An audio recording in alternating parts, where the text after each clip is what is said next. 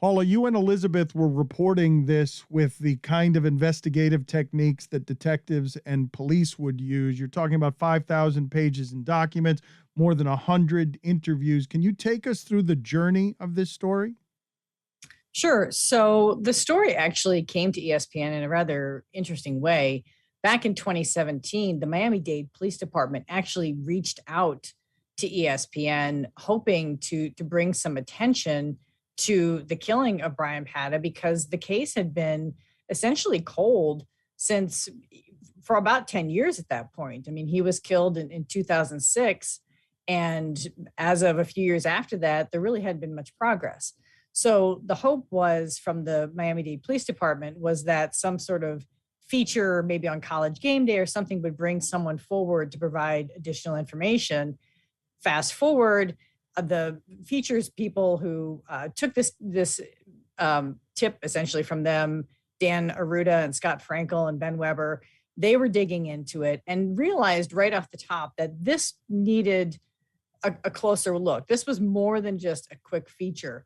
And so Elizabeth Merrill and I got brought in and started doing, as you say, a deeper investigation into this with the whole group.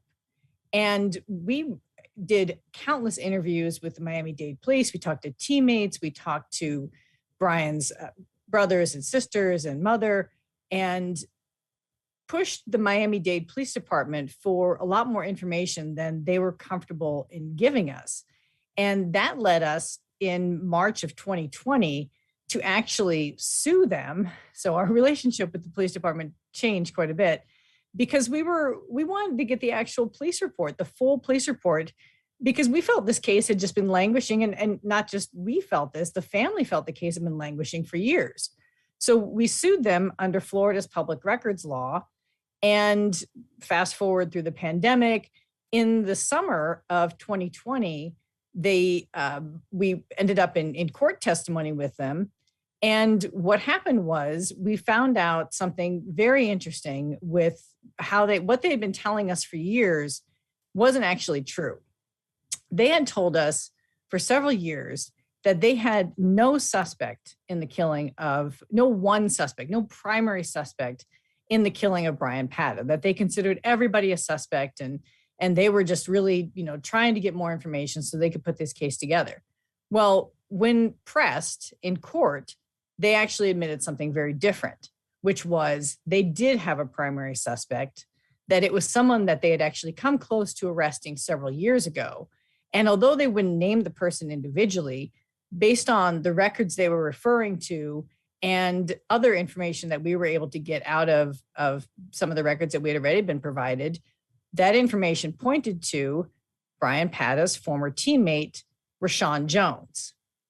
And that was what we put forward in the story that we did in November of 2020, outlining all the details that we knew about the killing of Bryan Pata from 2006, all the leads that the police chased down for those many, many years, everything we got from what we did get from the police records and from all the interviews, and then quite a bit of information about why, for so many years, police had suspected Rashawn Jones. Elizabeth, did you guys solve this case, or does it get solved without the reporting you guys did? Well, I don't want to say that, that we are the ones who solved this case because, he's not guilty yet. Obviously, he's got to go through the court system. I do think what it did was it gave Miami PD a nudge. Hopefully, we had a tip line set up on the bottom of the story because, that was sort of the hope that, when police came to us, like I think Paula said, their main thing in 17 was they kept saying, hey, someone knows something. And they alluded that it was maybe a teammate that they're not saying, and that maybe a story would jar loose. Obviously, they didn't think that we would take, make this like a 3-year-long project. But I do think what it did, even in I talked to Edwin Pata Brian's older brother, and he was telling me Friday night, and both of his brothers who are twins were telling me this Friday night. That was one of their complaints, is that they had no communication with police. Well, after that story ran, that completely changed. Now, maybe it's a coincidence, but right after that, they assigned new detectives to the case. One detective who was working in the case retired. Another one was reassigned. And both Edwin and Edric were telling me on Friday that after that story ran, the communication with the police completely opened up. Now, they're not going to tell them, hey, we're looking at this person or whatever, but they were in regular communication with them, and it was a fresh set of eyes. And, it was a complete example of I would call it, I don't know if I would call it a nudge. Paula could probably use stronger words than I can, but it definitely changed a lot of things. Paula, use stronger words than her, Paula. Let's use stronger words than Elizabeth's meek nudge. More boastful words, words that actually give credit to the reporting. Well, I would say one thing that when we took them to court, that they had to justify that this was still an active investigation. So they had to make a commitment under oath that they would take some action on this. And they said that they would be making an arrest in the foreseeable future. Now, would that have happened had we not forced their hand in that?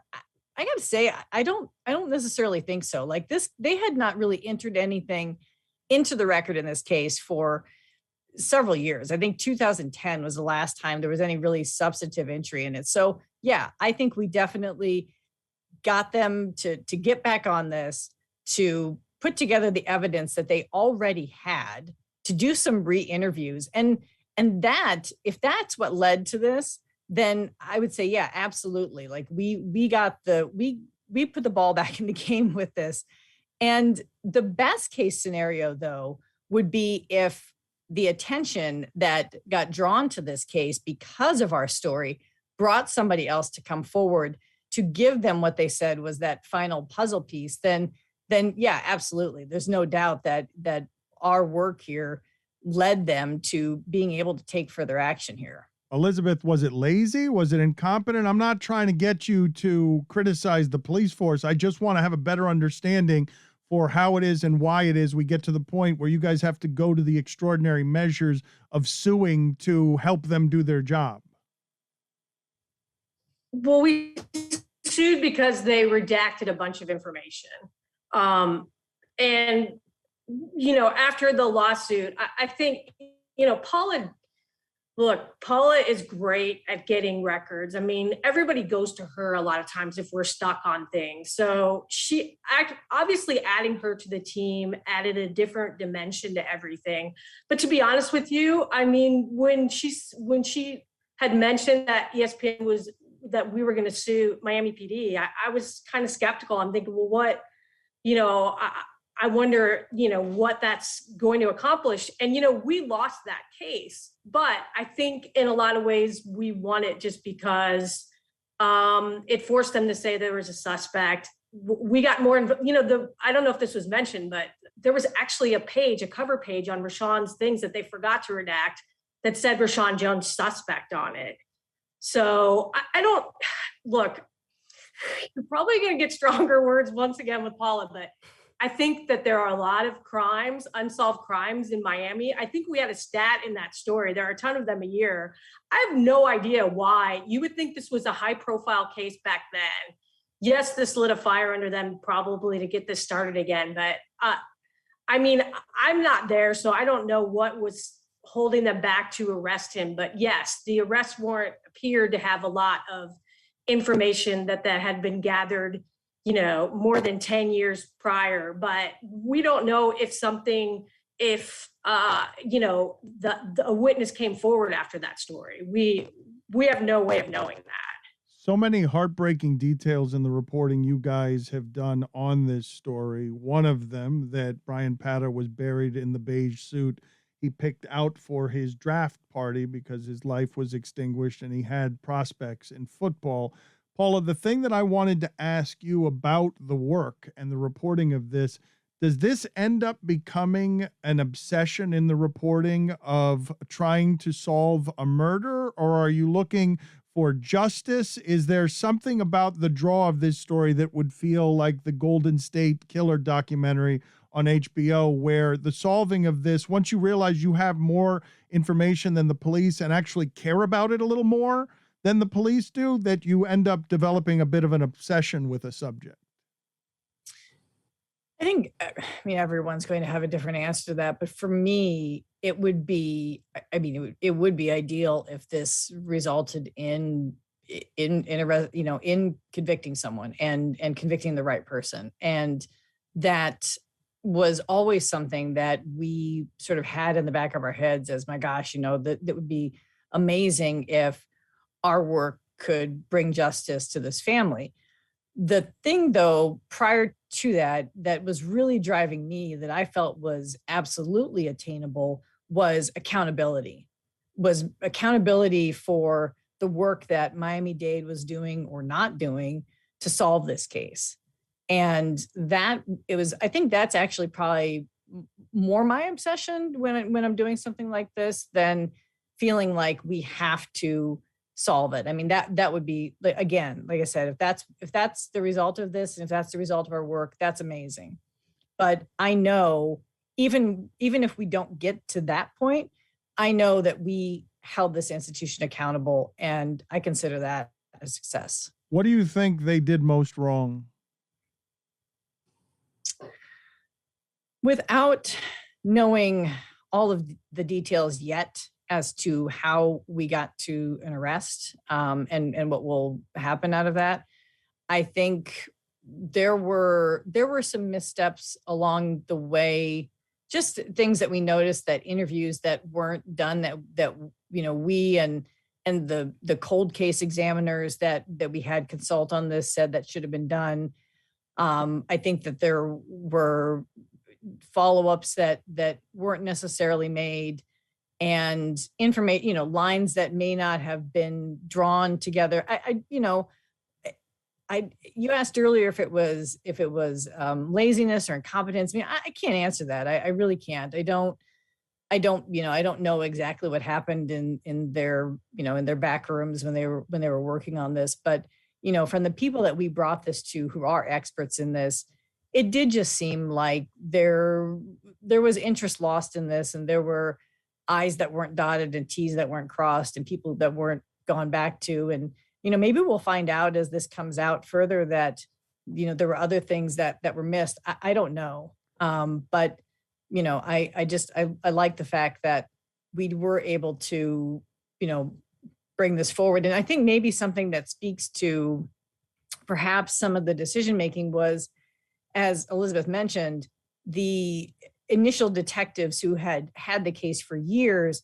After our lawsuit, the main detective retired, the supervisor was reassigned. One of the other detectives who had sort of still been working on the case was taken off, and they gave it to somebody else. Maybe that's a sign that they needed new leadership on the case. Lazy and incompetent, Elizabeth, are so pejorative, but I think I can say this without too much judgment. It seems like this suffered from a lack of care, however it is that you decide to define that. Lack of caring about Bryan Pata or his family suffering, or lack of care when it comes to the attention to detail an investigation requires? Well, if that's the case, it doesn't make sense, though, because this was a high-profile case. You can say that about someone random who nobody knows, who dies every day by, gun violence, but it doesn't make any sense. And, there were hundreds of pages of police work. Obviously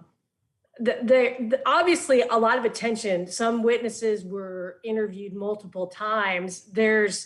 We don't know what happened and what slipped through that, or if there was one thing that for the longest time, if they believed since like 2009 or 2008 or even earlier that Rashawn Jones was their guy, there was something holding them back. And, you know, in the next few months, hopefully we will find out what that was. But, you know, whatever it was, it was redacted, and it was something that we didn't see. I've been remiss in not telling the audience, and forgive me for this, but if you can help the audience here, Paula, based on the reporting that you did and all of the conversations that happened, and understanding that it's innocent until proven guilty and an arrest is not a conviction, can you tell us what the reporting seems to indicate actually happened here? Well, I can tell you what signs pointed to Rashawn Jones in the context of all of the other leads that the police had. I mean, that was one of the things that was difficult about this case, was that, you know, when they started going into Bryan Pata's life, you know, he crossed a lot of paths of a lot of people who might have had a grudge with him. I mean, there were nightclub fights, there were issues with some stolen rims, there was a car that he sold to someone that turned out to be a lemon. There were issues with his girlfriend's, you know, brother who had a violent past. I mean, all of these different things. But the things that pointed to Jones were this. So on the night that Bryan Pata was shot outside of his apartment complex, this was November 7th, 2006, there was a mandatory team meeting called of all the football players back to the athletic facilities. And the one person that people remember not being there was Rashawn Jones. And as police did further investigating, they found that Jones had made some threats to Bryan regarding Bryan in the weeks and months prior to the shooting. He was, you know, Bryan Pata was, you know, likely going to be in the NFL. Jones had just been suspended for, you know, testing positive for marijuana. You know, he told police that he was home at the time of the killing, and police revealed in the arrest warrant just the other day that they have cell phone records showing that he was in, you know, different locations and that he was in proximity of Bryan Pata's apartment. There were ballistic reports that matched the caliber of a gun that Jones was believed to have with the caliber of the bullet that was recovered. There were one other big thing that we kind of knew about, but we didn't know the details of, was there was a man who heard a popping noise. He was walking by the apartment complex, and after he hears this noise, he sees a man walking briskly away from the scene. He gives police a description of the man. They render a sketch, and that sketch resembles Jones. And in 2007, they have him look at a photo lineup, and he picks Jones out of a photo lineup. Now, this is some of these details we kind of knew a little bit about. We didn't know the full extent of it. And then we also find out that in September of last year, the police actually go back to this guy again. There's no reason or detail given for why there's a 13-year lag in asking him about this, but he's again able to pick Jones out of a photo lineup. So that, as far as we can tell, is what prompted the police to make the arrest of Jones. Now, the big question is, it seems like most of this evidence is stuff that they had back in 2006, 2007. The yet unanswered question is, why did it take them so long? And then what was it that prompted the arrest on Thursday? And that is something that we hope we will find out in the next few weeks is, you know, as we alluded to earlier, was something found when we prompted them to go back and look closer? Or did someone in the last, 9 months or so come out of the woodwork and say, hey, I've got more evidence for you, and it was enough that they needed to go forward? And I don't know if you saw the photo of Rashawn Jones on one knee over the memorial of Bryan Pata at the Orange Bowl. Those are chilling pictures. But did you guys uncover anything, or were you uncovering the evidence that was already in admission in the investigation? Like, could the police have seen some new details that you guys reported that they followed up on and carried it forward into an investigation? Or were you guys just uncovering the aspects of the cold case? Elizabeth, please answer that. Paula would be better to answer that, but I don't know that like there was anything. I think there was Dan Arruda had talked to Sherry Abramson, who provided some more information. Paula, you could probably speak to that better.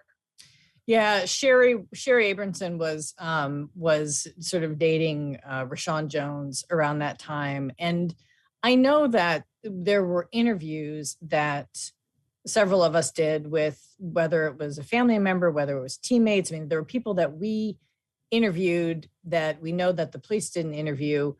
And so I know that there was more information that we brought forward that they didn't have, if any of that factored into, what they were able to do or what they were able to pull together. I don't know. I'd like to think so, but I'm not entirely sure. Elizabeth, what is your emotional connection to this case? Well, my first year at ESPN, I'd covered Deshaun Taylor when he was murdered. I covered just the initial story, and it got me being in Miami got me thinking about Bryan. And we ended up doing a story that year on the family and what it's like to sort of be in this limbo of not knowing what happened to your loved one. I mean, not only was Bryan the youngest of 9 kids, they were from Little Haiti, came from very meager background. Bryan was super close to his mom, and he always promised her that he was going to buy her this mansion and that he was going to take care of his family. And so there was so much hope. He was 6 months away or so from being drafted. There was so much hope tied to their youngest son. And I just remember talking to her in 2008 and kind of feeling her anguish and just the nonstop torture of not knowing, but also of losing a loved one. I had no idea that, it wouldn't be another 13 years before there was an arrest. But I can tell you that, first of all, Dan Arruda, he had this passion, to seek out the truth. Scott Frankel, they both, Dan was in constant contact with the family over the last 3 years. But in talking to a family member the other night, I guess my main thing is I've been thinking about his mom. She's in her 70s now, and she's had a lot of health issues. And this waiting and grief and not knowing you can't say that it hasn't contributed to that. And one of her sons was telling me the other night that he wonders if she's been keeping herself alive until she can find the truth and justice is served. She's been in and out of the hospital. She had a pretty big stroke in April, but this has taken such a toll on her. And now she's asking about when will the trial be? But I think for that reason, you want to tell their story. And I think that's a lot of what drove us, besides trying to, seek out the truth, was just being able. There's so many times where people die or die senselessly, and there's never a look at what that's like for the family that's left behind and is waiting. I mean, this family's been waiting for 15 years for this, and and they really want they want justice. There's no such thing as closure probably, but there was no celebrating that night, because there's all these mixed feelings. There's this emotion. It's like you've been waiting for this for so long, but your loved one still isn't back. But I do think that was a lot of it for us too, was just, hey, if we can help find answers, great. But we also wanted to help tell their story. Paula, have you talked to members of the family since? I don't know what the level of emotion is, what the level of gratitude is, and as someone who couldn't possibly understand this, what level of closure there may or may not be. I have not talked to the members of the family. Elizabeth, Merrill, and Dan Arruda have been in contact with them. We all took different assignments when this news broke. But from what they've relayed, it's been clear that the family truly appreciates the work that ESPN has done, that the effort that we've all put into, getting the Miami-Dade Police Department to move forward on this. And it's been wonderful to hear from them that, that this is something that they feel is getting them, maybe one step closer to finding some justice here. Has there been any reaction from the University of Miami and how they either investigated it or didn't? What's been their handling of the story? Paula. I think Liz was more in touch with them. Do you want to? I had heard that, Edwin works for the University of Miami. He's on the football support staff. He said that, the head coach and the AD talked to him just a little. None of these people are still here, I mean, the AD who was in charge back then has passed away. None of the coaches are still here. That's still preliminary stuff. I did talk to Larry Coker, the coach at the time, the other day, and he didn't have much to say, just that he was surprised and that, he hopes that it goes toward like justice and but he didn't have a whole lot to say. I think when I called him, he was pretty surprised that something had. Let us stop you for a second. Your last couple of answers have been super garbled, and it's hard to understand. Like either I don't know if it's like maybe the echo of your walls or something is coming back into your microphone, but there's a lot of popping that's coming from it, so it would probably be difficult audio to use. I don't know if you could put on headphones. Do you have headphones that plug into your iPad? Yeah, I do. Okay. But I can go grab them just a sec. Sorry. Yeah, sure. No, it's all good. I sent you Tony Khan if you want to. Yeah. I'll forward. Paula, over to is there Jess. anything I should be asking that we haven't asked? Any other pieces of information here that you think would be valuable to the audience?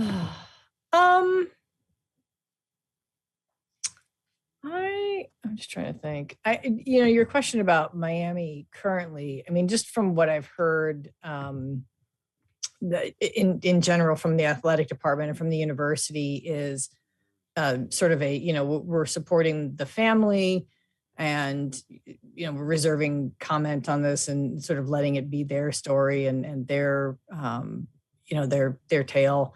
It was interesting, I will say, in the arrest warrant, how there was a purposeful mention that at the shortly before the shooting, Pata was telling his brother that that he was at odds with Jones and that they had an altercation.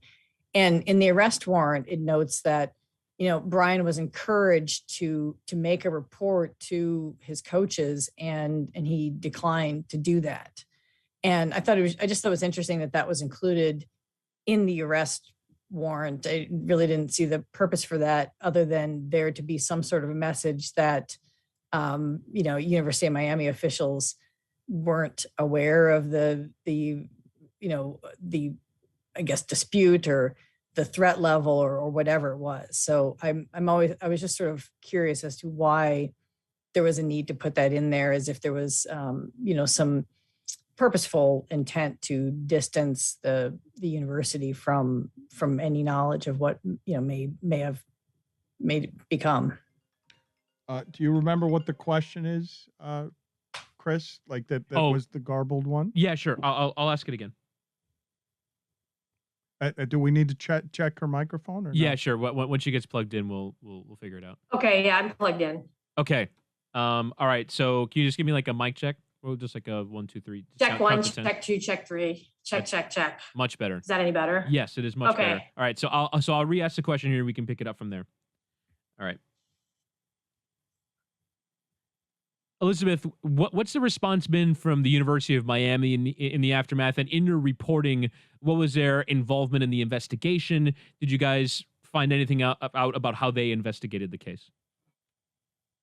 Well, they had, I guess, first of all, on Thursday, I reached out to Larry Coker, who was the coach at the time. He didn't have much to say. he did say that he was surprised and that, but at one point when I initially, had told him, I don't know if it was just sort of the shock of it, but he said, well, has he been found guilty yet? He asked me that, which I thought was, maybe that was just someone who had no idea. He said he didn't see it coming. I don't think Miami-Dade has kept in contact with him, but he seemed pretty surprised. A lot of the people who were there are long gone. The AD has passed away. They've got obviously a new coach, a new AD. I think you'd be hard pressed to find anyone who's still there. I do know that Ed Hudak, who was working with the team, and he's a police officer, he's the chief at Coral Gables. He said in an interview with us that he thought that there was a strong sentiment that Rashawn Jones was at least a suspect, and what they did with that information, he didn't know. But it's hard to get, I've reached out to a couple of other coaches, including his defensive coordinator at the time and one of his position coaches, and none of them have gotten back to me. And I don't know, it's hard to know if that's like something where they just don't want to do anything that's going to compromise the case, or I don't want to read anything into that, but yeah, everyone's gone. I mean, it's been 15 years. It's not the same administration. Some people have, it's been so long that, like I said, the AD has passed away. So I guess the response we've gotten so far, Edwin works at the university. He's part of the football staff. And he said that, the head coach and the AD came by and talked to him and offered support to him, but that's about the extent of it. There wasn't anything besides that. All of that said, though, Paula, it would strain reason to think that in that small locker room or huddle, if a guy missed a meeting and had some history with Bryan Pata, it would seem pretty hard to believe that no one on the team would suspect anything. Well, they did. I mean, some of the teammates were already sort of tossing around his name. But that is one of the questions that we'd had for a long time. And in getting all the records that we received, we did get some files from the university, like the student disciplinary files, but nothing that ever really revealed anything, any action being taken previously or after the fact. And granted, this is a homicide, so the university afterwards doesn't really have a role per se in the investigation. But it is notable that after the shooting, and even after some of the suspicions were raised, that Jones did continue to play for a while. I think, Liz, how long did we determine he was actually still on the team? He was back for the Boston College game, which is where you see that photo where he's looking down at the mural. So that was maybe 2 weeks later. It was a couple of weeks later. So he was back on the team after that. Thank you very much for your time here, and thank you for the reporting on this story. Elizabeth, Paula, appreciate it. Thank you. Thank you. You.